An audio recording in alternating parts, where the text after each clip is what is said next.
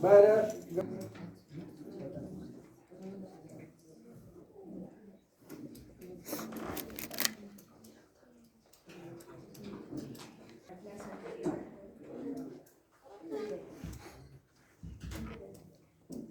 Habíamos quedado en lo que es el objetivo.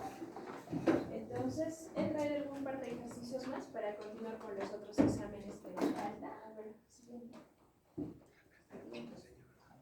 Ya habíamos visto en la anterior vez lo que es la toma de muestra, el urocultivo. Habíamos visto que el recuento celular es importante, ¿no? El número de colonias es importante. Pueden ver, ¿no? ¿Sí ven? Ya. Entonces, el recuento de colonias, habíamos visto el tipo de muestra. En este caso, el tipo de muestra va a ser un examen de orina, la muestra es orina, el resultado del cultivo es positivo y el recuento de colonias es importante. Siempre va a ser mayor de 100 a la 5. Si va a ser a nivel de chorro medio. Entonces, en este caso es chorro medio y ahí nos simplifica algo del examen completo de orina. En este caso, los leucocitos, que es mayor a 100 por campo. También algo que es importante es la tinción de Gram, en este caso la coloración de Gram, que ya habíamos visto la coloración de Gram nos indica si hay cocos Gram positivos o cocos Gram negativos, ¿no es cierto? En este caso nos dice que hay bacilos Gram negativos, más no nos dice el germen. Recién en la lectura nos dice acá el microorganismo que está aislando el laboratorista, en este caso es el Proteus mirabilis. Según ese germen, sabemos nosotros porque hemos hecho microbiología, que el Proteus mirabilis es un germen de tipo intrahospitalario, ¿no? Un germen saprofítico intrahospitalario. Entonces, el Proteus mirabilis y luego tenemos que ver qué tipo de antibiótico voy a elegir. Por eso es importante el cultivo, para ver a qué antibióticos es resistente y a cuáles es sensible o quizás intermedio. También muchas veces no te dice sensible o resistente, sino te pone intermedio. Entonces, en este caso es importante. Vamos a ver, unos ejemplos. Este ya lo hemos visto la anterior vez. Ya. He traído algunos ejemplos actuales. Eso lo tengo de esos días. Por ejemplo, este es el 19 de febrero. Ya creo que lo he visto. Vamos a mirar. Este lo vamos a leer conmigo y luego vamos a participar, ¿ya? Entonces, este es un examen de orina y habíamos visto que se divide en tres cosas el examen de orina. Uno es la parte macroscópica o cómo lo ve o lo describe el laboratorista solamente al simple ojo. En este caso, el color es rojizo, o sea, ya nos está indicando que es un color rojo. El aspecto que el laboratorista ve es que es turbio, obviamente, porque es rojizo, pues, ¿no? Y luego va a ir a la parte más de tiras reactivas. En este caso nos pone el pH, que es un pH de 7. ¿Cuánto es el pH de la orina? 4.5. ¿Cuánto? 4.5 a 8. Ya, en este caso tiene un pH de 7. Entonces está un pH dentro del baño. El pH está normal, la densidad 1005. ¿Qué dices? ¿Cuánto es la densidad de la orina? ¿De cuánto es? Exacto. Entonces la densidad es de 1005 a 1030. ¿Qué nos indica la densidad de orina? La capacidad de reabsorber de los túbulos renales. En este caso también es importante saber la osmolaridad. No en todos los exámenes de orina aparece la osmolaridad. Por ejemplo, acá del seguro no aparece la osmolaridad urinaria, pero sí nos da la densidad urinaria, que son muy similares, pero en este caso nos indica la densidad, la capacidad de reabsorber de moléculas y iones. Entonces sí tiene una buena densidad, o sea, concentra bien, reabsorbe la mayor cantidad de sus sustancias, de sus iones al túbulo proximal, entonces tenemos una buena densidad. Vemos glucosa, ya lo dejé en vacío, porque no ha visto nada, no ha visto cuerpos cetónicos, bilirrubina, urobilina ogenosa, pigmentos no visualiza, por la ende nos deja en cero. Pero en las tiras reactivas sí nos ve tébeno. Tébeno que habíamos dicho que es en este caso en orina, ¿no? Entonces sí nos pone tres cruces, va acorde con la parte macroscópica y nos pone acá también proteínas 2 cruces, que también, o sea, hay ligera pérdida de proteínas, probablemente más de 30 mililitros. Y vamos a la parte ya con microscopio óptico, en este caso nos pone leucocitos por campo de 12 a 14 por campo. A ver, ¿qué dice? ¿Qué opinan de 12 a 14 leucocitos por campo? Ya, claro, hasta 5 es. ¿Pero qué opinan con 12 a 14? ¿Es una infección urinaria, no? A ver, sí, es una triada. ¿Cuál es la triada de la infección urinaria? No, de la infección urinaria. ¿Cuándo yo digo que es una infección urinaria por el examen completo de orina? Y a ver, otro. ¿Tú qué dices? ¿Cuál es la triada? Los leucocitos. ¿Ya? El La esterasa leucocitaria y los nitratos o los nitritos. Entonces es importante, les he recalcado en la anterior clase básicamente fue eso. Entonces, en este caso vamos a ver, leucocitos está positivo de 12 a 14, supuestamente. Vamos a ver aquí, no tiene nitratos, bacterias escasas, no los no los pone. Lo único llamativo, yo diría, en acá los hematíes. Si nos damos cuenta, los hematíes son mayores a 100 por gramo. Entonces, ¿yo qué diría según este paciente? Este paciente que está presentando más que todo un hematoma. Probablemente el curso con infección urinaria puede ser que sí, pero no tanto porque no tiene esterasa leucocitaria, no tiene bacterias escasas, puede ser lo que normalmente habita en la orina, pero en este caso habría que ver la sintomatología del paciente o quizás un contaminante. Pero lo que sí es patognomónico en este examen es que tiene una hematuria franca. Entonces en la hematuria vamos a hacer la siguiente clase, pero ya está la hematuria, entonces ahí vamos a ver qué cosas se pide. En este caso, no es una infección en sí, yo no lo determinaría como una infección urinaria, pero sí una hematuria franca. Quizá una litiasis, y justo la paciente es un personal de salud de nosotros, entonces ayer la vi y justamente ha botado su lito. Entonces, al haber un arrastre, una inflamación de la vía urinaria, un arrastre de ese cálculo, aumenta la hematuria. Esa es esa característica. Ya, vamos. A ver, en ya vamos, eso está sencillo. Al azar. 4. Vamos a ir. Caguana Valeria, ¿sí ha venido? Caguana Velázquez ya. ¿Qué te parece? Es el examen. Si no, acá ven, si no puedes ver. Ya, el toque, porque tenemos que avanzar. Examen es corto. Ya. ¿Qué te parece? Zoom puedes hacer.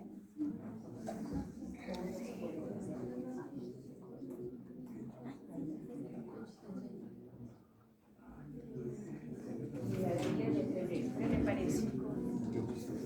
Valeria. Ya, ¿qué cosa ves? A ver, te leemos. Es un color amarillo, aspecto está transparente, un pH está en pH en 6, 1020 está de densidad. ¿Qué te parece esta ahí? Glucosa tiene 3 cruces. 3 cruces de glucosa. Y también tiene TBNO una cruz. Y también tiene leucocitos, proteínas una cruz. Glucosuria. TBNO, sangre en orina. ¿Ya qué te parece? Por eso que es su diagnóstico. Y eres médico, estás atendiendo a este paciente. ¿Qué te parece? ¿Qué opinas? No debe haber glucosa. ¿Sobre cuánto en sangre se tiene que elevar para que yo bote glucosa en la orina? 180. Entonces ese tiene que ser un corte. Más de 180 miligramos yo ya voy a presentar glucosuria en mi paciente. La característica de este examen de orina es básicamente que el paciente tiene una glucosuria. Solamente viendo este examen, entonces lo que yo digo es que es un paciente diabético de larga data y probablemente ya tiene una nefropatía incipiente. ¿Por qué? No solo por la glucosa, sino porque también está botando proteínas y sangre. Entonces ya no está bien su barrera glomerular, ya está empezando a perder proteínas y hematis. Vamos, otra. Deben de participar si hemos hecho la anterior clase. Ahora todo.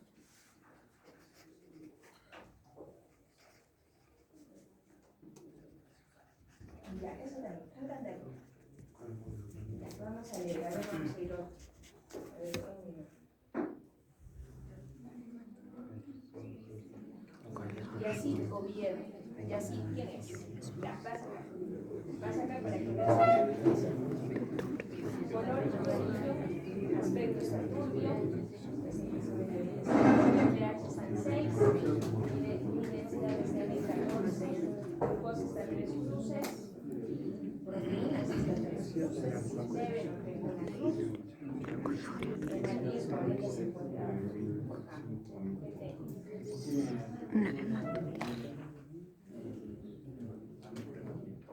ya por eso que es nuestro paciente, que piensa y ve una nefropatía incipiente y ella pues bien característica. Entonces eso es lo que mi paciente presenta. Cuando yo tengo este examen de orina, mi siguiente paso probablemente va a ser pedirle una proteinuria de 24 horas para yo lo cuantifica y cuánto de proteínas tenga. Y también obviamente es importante saber la creatinina, con cuánto de función renal está teniendo porque está empezando a perder glucosa. Otra vez ahí. Creo que tengo un cultivo interesante. Ya, este urocultivo es interesante. Este es de un paciente que tiene los que han pasado por urología. Ya lo que se han visto es un paciente que tiene una talla vesical. Una talla vesical es la colocación de una sonda a nivel de la vejiga, en la parte suprapúbica. Entonces ellos no orinan por la vía urinaria, por el meato urinario.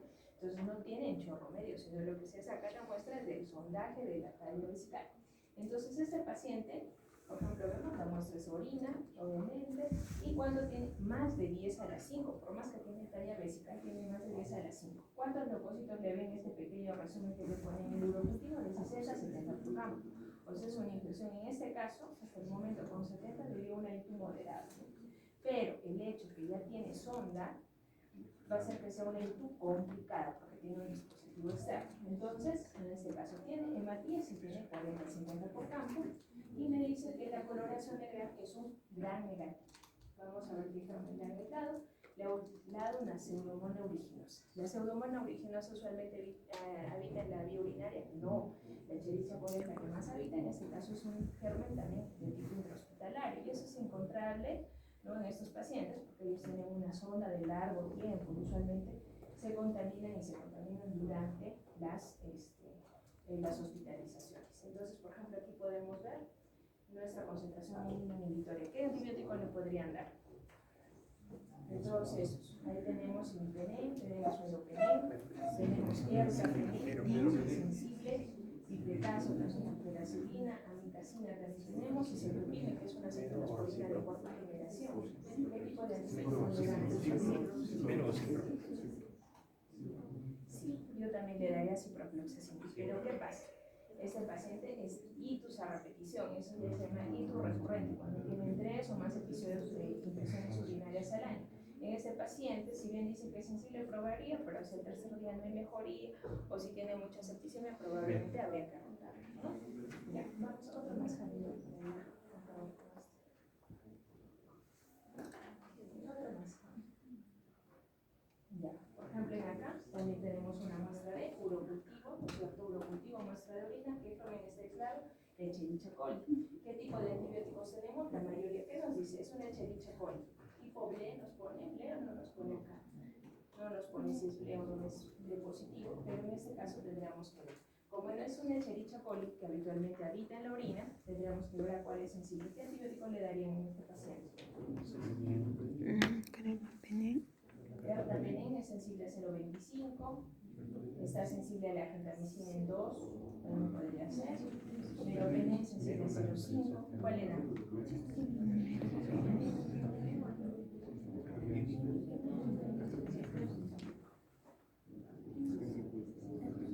En este caso decidiríamos más por el ertapenem o sino el imipenem también, ¿no? A 0,25. Tiene una menor concentración inhibitoria. El imipenem es de más acceso, más factible para poder dar es del mismo paciente, solamente 3 meses antes es uno y el otro es la actual hospitalización por la cual está entrando. Entonces son pacientes que tienen hitos a repetición, al menos los que tienen sonda, los que tienen talla vesical, es incompleto. Vamos con el siguiente examen. Vamos con proteinuria de 24 horas. Entonces, el tercer examen, después del examen de orina y de la proteinuria de 24 horas, es del urocultivo. El tercer examen sería la proteinuria de 24 horas. Es importante la proteinuria de 24 horas, muy importante. Es lo que el nefrólogo habitualmente ve en cada día, al menos para valorar lo que son las glomerulopatías y las nefropatías incipientes. Vamos a ver en la proteinuria de 24 horas. Lo primero es que el paciente tiene que recolectar, de ahí viene su nombre, 24 horas. Tiene que recolectar en un envase durante 24 horas la orina, usualmente de 6 de la mañana, todo el día, toda la noche hasta las 6 de la mañana del día siguiente, entonces por 24. ¿Es importante el aseo como en el examen de orina y en el urocultivo? En este caso no, porque lo que nos interesa es solamente de toda la muestra que nos va a dejar el paciente, sea 1,5 litros, 2 litros o más, solamente tomar una arcuata y esa arcuata va a ser la que va a pasar a centrifugar. En el siguiente, a ver, El siguiente. Entonces, esa alcuata que se va a tomar en la muestra de orina va a pasar por un examen, ya sea por este tipo de ácido, y va a mirar el tipo de concentración. A mayor concentración, a mayor coloración blanquecina, entonces se va a indicar que tiene mayor concentración de proteinúrica. Ahora, lo que es importante de las proteínas es que no solamente nos cuantifican con 4 cruces. A mí como nefróloga no me interesa la intensidad de la cruz 1 o 4. Nos orienta que si tiene el paciente proteinúria, como hemos visto en la glucosa también, 3 cruces, 2 cruces, el TB en una cruz. Pero lo que me interesa es el número específico de proteínas que tengo en el paciente. Anterior. Entonces, ya. Entonces, para recordar nada más lo que habíamos comentado en la anterior clase, las proteínas se reabsorben a nivel del túbulo proximal, ¿no? Los aminoácidos es netamente un 99% de reabsorción a nivel del túbulo proximal.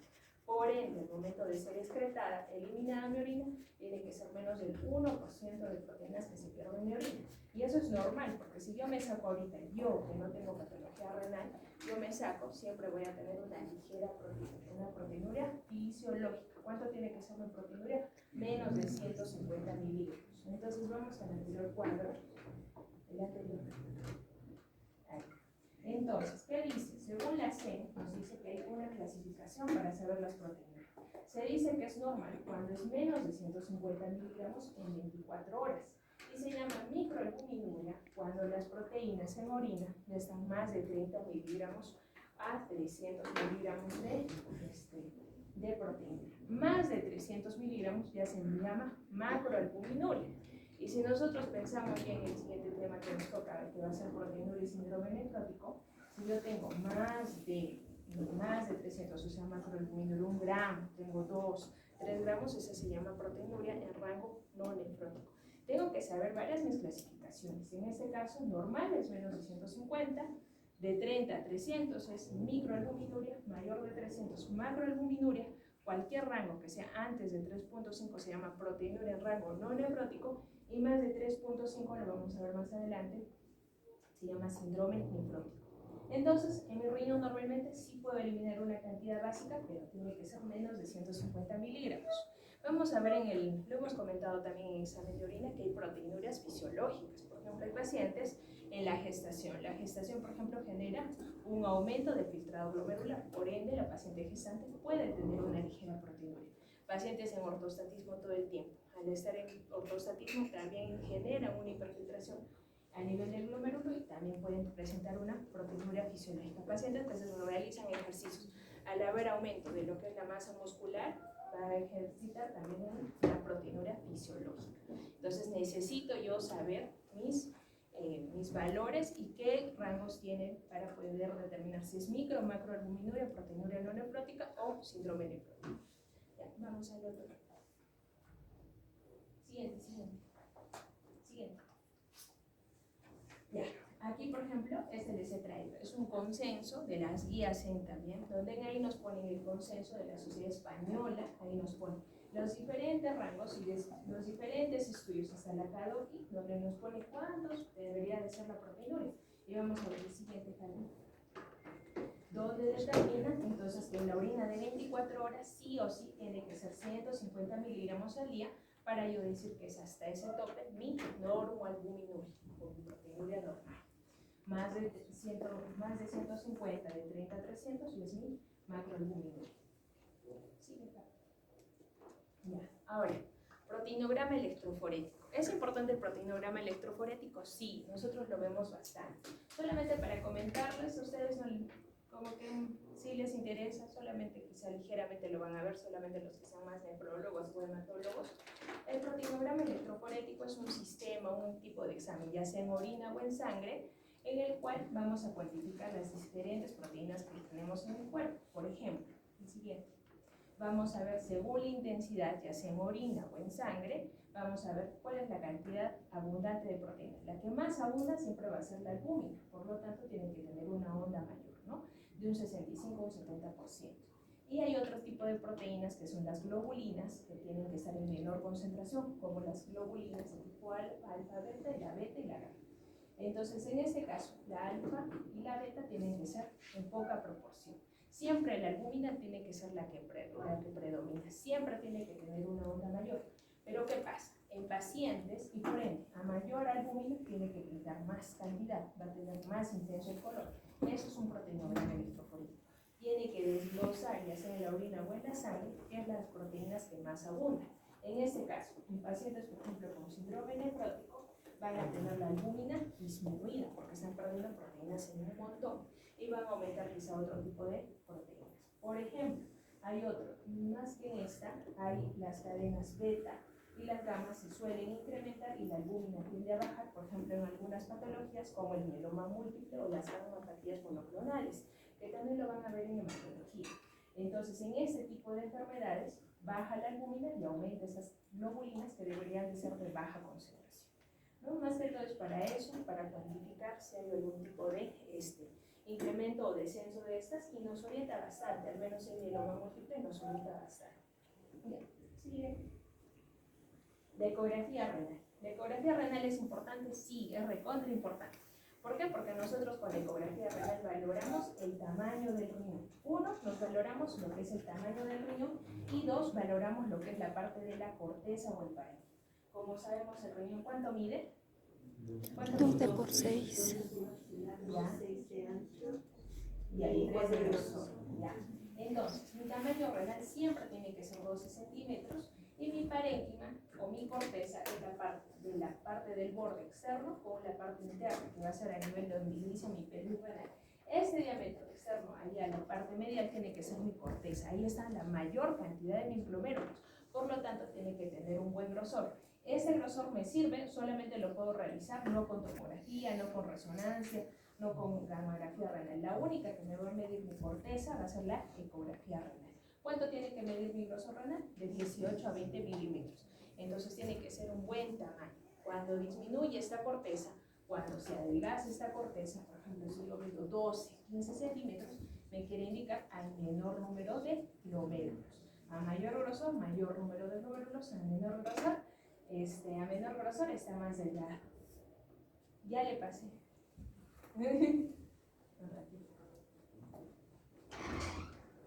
Ya estoy en exámenes. No, pero esto es distancia.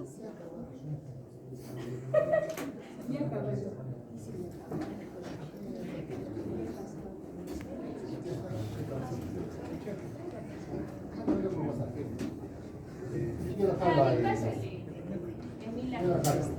Le va a pasar, déme mi. Ya, ha dicho, ¿quién mañana va a hacer proce? Doctor.